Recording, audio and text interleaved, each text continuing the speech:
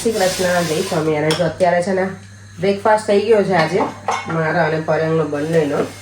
મેં મિની ઉત્તપમ બનાવ્યા હતા. દેવમ તો છે નહીં, દેવમને હું એવરી ડે મિસ કરું છું. આજે આવી જવાનો છે, જોઈશું એનું એક્સાઇટમેન્ટ લેવલ કેવું છે. ઘરે આવીને બધી વાતો કરશે, મમ્મા મેં આમ કર્યું હતું, મમ્મા મેં આમ કર્યું હતું એવું. ચાલો તો અત્યારમાં બનાવું છું હું. આજે બનાવવા છે મારે બ્રેડ પકોડા. પહેલાં એવું હતું પ્લાનિંગ મારું કે ભજીયા કે એવું કંઈક બનાવીશ. પછી મેં કીધું કે બ્રેડ પકોડા જ બનાવું. ભજીયાને હું તો આપણે નોર્મલ ખાતા જોઈએ. તો મસાલો વઘારું છું. તો એના માટે મારા બટેકાઈ બોઇલ થઈ ગયા છે અને અહીંયા મૂકી દીધું છે તેલ.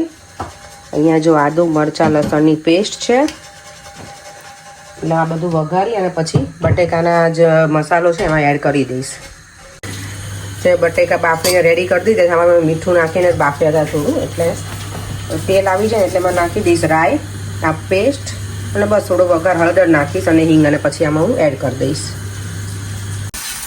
તેલ આવી ગયું ને પછી રાઈ નાખીશું, હિંગ, હળદર અને આદુ મરચાં લસણની પેસ્ટ. હવે થોડી વાર એને સતળાવા દઈશ. એમ જ બહુ તેલ નથી મેં નાખ્યું, ખાલી આ બધું શેકાઈ જાય ને અંદર ઓઇલમાં બરાબર એટલું જ લીધું છે એને.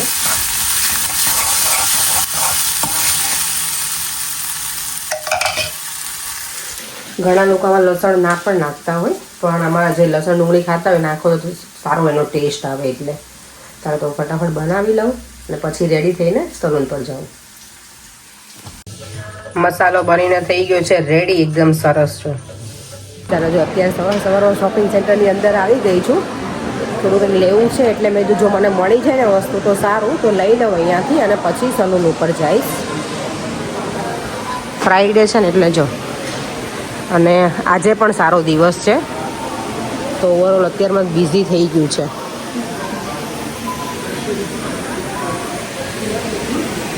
જો અહીંયા ઘર માટે કી વધારે એક્સ્ટ્રા જોઈએ છે, કી કટિંગ કરાવવા માટે આવી છું. અને અહીંયા બનાવે છે આ ભાઈ, રેડી કરે છે કી.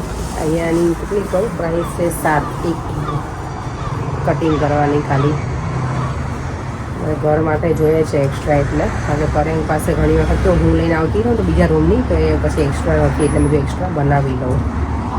કી કટિંગ થઈ ગઈ છે, 2 તો મારી છે જ અને 2 કરી છે ખાલી, એટલે અલગ અલગ રૂમની. દેવમ જો આવી ગયો છે એની ટ્રીપમાંથી અને કેટલો એક્સાઇટેડ હતો, કારણ કે હું તો ગઈ નહોતી લેવા, પર્યંક જ ગયા હતા એને લેવા માટે. બધું એની જાતે કરતો હતો એ જો, અને એને સર્ટિફિકેટ પણ મળ્યું છે ને તો એ વધારે એક્સાઇટેડ હતો.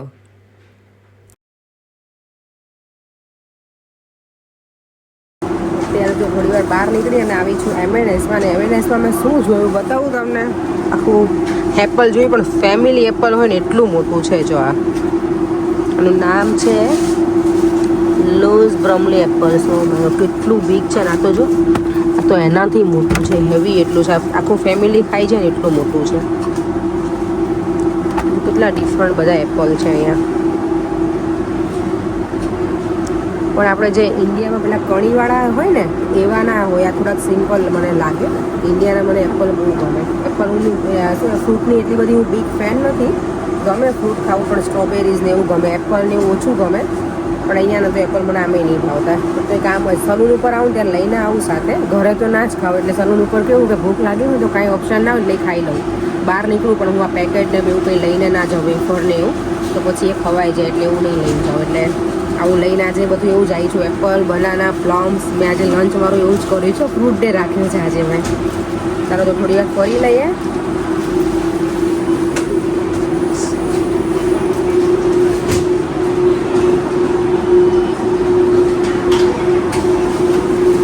હવે જો અહીંયા ચેરીઝ ને બધું આવવા લાગ્યું છે. અહીંયા સ્પ્રિંગ સ્ટાર્ટ થઈ ગયું છે, એટલે બધા ફ્રૂટ્સ બધા સારા આવે.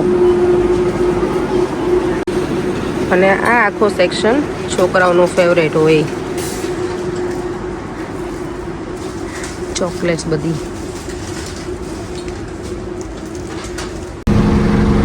જો સામેનો રસ્તો છે ને આજે બંધ છે, એ લોકોએ રાખ્યો છે, તો બધાએ કાર પાર્ક કરી છે ને, તો આજ બધાને બીજાને ટિકિટો લાગી જ કારને. જો અહીંયા એકને લાગી છે ને, સામે ઓલા મેડમ જો ઊભા છે ને એ બધાને ટિકિટો લગાડે છે એક પછી એક બધી કારને. એટલે આજે જે આવશે કારવાળા ભાઈ, એમને તો ઓનરને તો બિચારાને ચાંદલો લાગેલો જ છે બધાને એક પછી એક. ચલો હું ઘરે આવી ગઈ છું, અને ઘરે કોણ આવી ગયું છે આજે? આઈ મિસ યુ મારી. કે તું મમ્માને મિસ કરતો હતો? કેવું હતું તારી ટ્રીપ? ગુડ? તું પતલો થઈ ગયો એવું લાગે મને 2 દિવસમાં. હે ખાતો તો બરાબર બેટા? શું હતું ત્યાં જમવાનું? બ્રેકફાસ્ટમાં ટોસ્ટ, સિરિયલ હતું, જામ, હની બટર એવું, હા, ગ્રેપ્સ ને ફ્રૂટ. તું ખાતો તો ખરો પણ એમ કે મમ્માનું ફૂડ મિસ કરતો હતો, ટુ બી ઓનેસ્ટ. હે નથી કે સાચું નતું કર્યું? Okay, sorry. ના વાંધો નહીં બેટા, એવું કઈ નહીં, પણ તું ગમે તો તને ત્યાં ફૂડ બધું ઓકે મારી દીકરો, તો સારું, ચાલ ગુડ. મજા આવી તને ટ્રીપમાં બેટા? હે બહુ મજા આવી હતી? ઘર મિસ થયું તને ડેડી ને મમ્મા ને? હે મને એવું હતું કે દેવમ ટીચરને ના એવું ના કંઈ ફોન કરાવે કે મને હવે ઘરે જવું છે, મને અહીંયા નથી દેવું એવું. ગરમી બહુ હતી ને બેટા, મેં તને કપડાં રોંગ આપી દીધા હતા મારા દીકરાને. આઈનો સોરી બેટા, એમાં મને એવું લાગ્યું પછી મારી દીકરાને બહુ ગરમી લાગી હશે, સોરી મારવાનું. પછી તો હું ફોન ના કરી શકું તો હું શું કરું બેટા? ના તમે ફોન કરી શકો. કોને કરવાનો ફોન? અમે ટીચરને અમે નંબર નતો આપેલો બેટા, એટલો મને દીકરા મિસ કર્યો ને 2 દિવસ મેં. ચાલો હવે હું ફટાફટ કિચનમાં બધું રેડી કરી દઉં. હું રેડી કરીને જ ગઈ છું, થોડું ઘણું બાકી છે એ કરી દઉં. પછી મારી હમણાં ફ્રેન્ડ આવવાની છે, તો અમે બંને સાથે મળીને મારે થોડું બ્યુટીનું શું કહેવાય કે ગેરેજ અમે ઘરે ખોલવાના છીએ, બ્યુટીનું ગેરેજ. ઓ દેવમને એવોર્ડ મળ્યો છે, વાવ, કોંગ્રેચ્યુલેશન્સ. કોને? બધાને મળ્યા બેટા? Most people got it, some people didn't. Nice, very good બેટા, સરસ. This wow, nice nice. ચલો સારું, ચલો હું ફટાફટ કુકિંગ કરી દઉં. ચાલો જો, તો અત્યારે 8 વાગી ગયા છે અને પકોડા થઈ ગયા છે બનાવવાના હવે રેડી. અહીંયા રેડી કરી નાખ્યું છે ફિલિંગ કરીને. અહીંયા થાય છે આ કટિંગ આટલું. અહીંયા મેં આ બટેકાની પતરી, આપણે જે કહીએ બટેકાના પતીગા કે એ બનાવવાની છું. અહીંયા બેટર પણ રેડી છે, આમાં ખાલી મેં મીઠું જ નાખ્યું છે. અને આમાં છે ને ફિલિંગમાં ગ્રીન ચટણી અને પછી આ પોટેટોનું ફિલિંગ. અને અહીંયા બ્રેડ પકોડા થઈ ગયા છે, ફ્રાય થવાના રેડી. અહીંયા બટેકા પૂરી બનાવી છે. હવે જોઈએ દેવમને કયું ભાવે છે નહીં.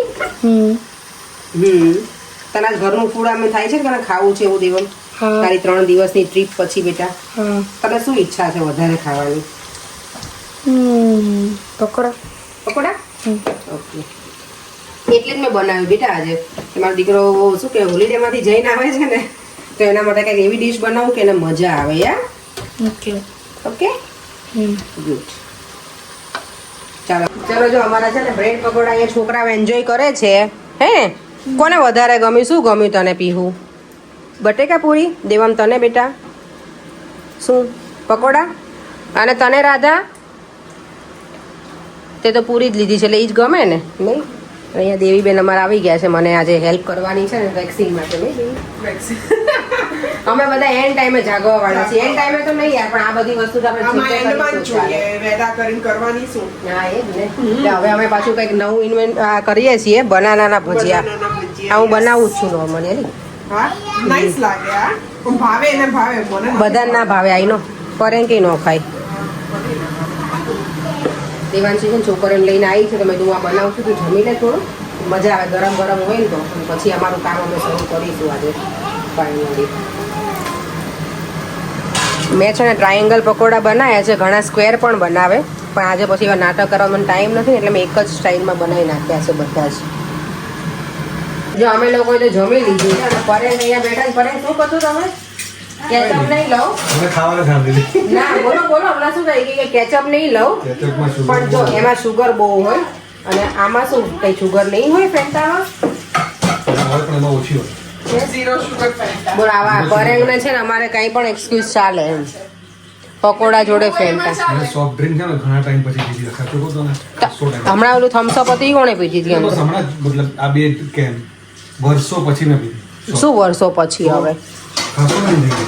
ફેન્ટા રેગ્યુલર પીતો ને એના જ ઘરમાં મળે, ને આવા ટીન તો એના જ ઘરમાં મળે. સાચું. ના ના, અમારા લોકોનું ફૂલ પેકિંગ ચાલે છે અત્યારે. દેવી મને હેલ્પ કરે છે, દેવાંશી. અને આજે અમે 7 કિલો વજનમાં છે અમારી પાસે, ઓછું લઈ જવાનું મારે, બહુ નથી લઈ જવાનું, એટલે આટલામાં મારે બધું પેક કરવાનું છે. તો આ છે ને વેક્યુમ બેગ નાની છે, બેગ નાની છે. નાની બેગમાં 7 કિલો લઈ જવાનું. જો આ વેક્યુમ બેગ છે ને એ યુઝ કરવાની, આ બહુ હેલ્પફુલ છે જ્યારે ટ્રાવેલ કરીએ ને ત્યારે. શું કેવું દેવાંશી? બહુ જ યુઝફુલ છે એકદમ, એટલી શ્રિંક થઈ જશે ને હમણાં. ચાલો હમણાં હેક બતાવીએ અમે તમને.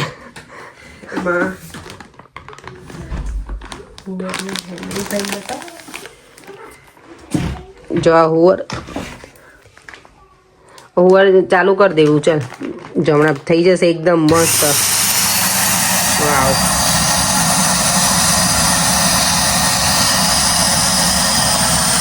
થઈ ગયું યસ મિશન સક્સેસ અને જો પછી આ કેપ એની બંધ કરી દેવાની એટલે અમારી bag ready oh my God અરે આ તો પથરો થઈ ગયો યાર રિયલ એકદમ પથરો જ થઈ ગયો નહીં ચાલો તો હવે શ્રી ગણેશ બેગમાં મૂકીએ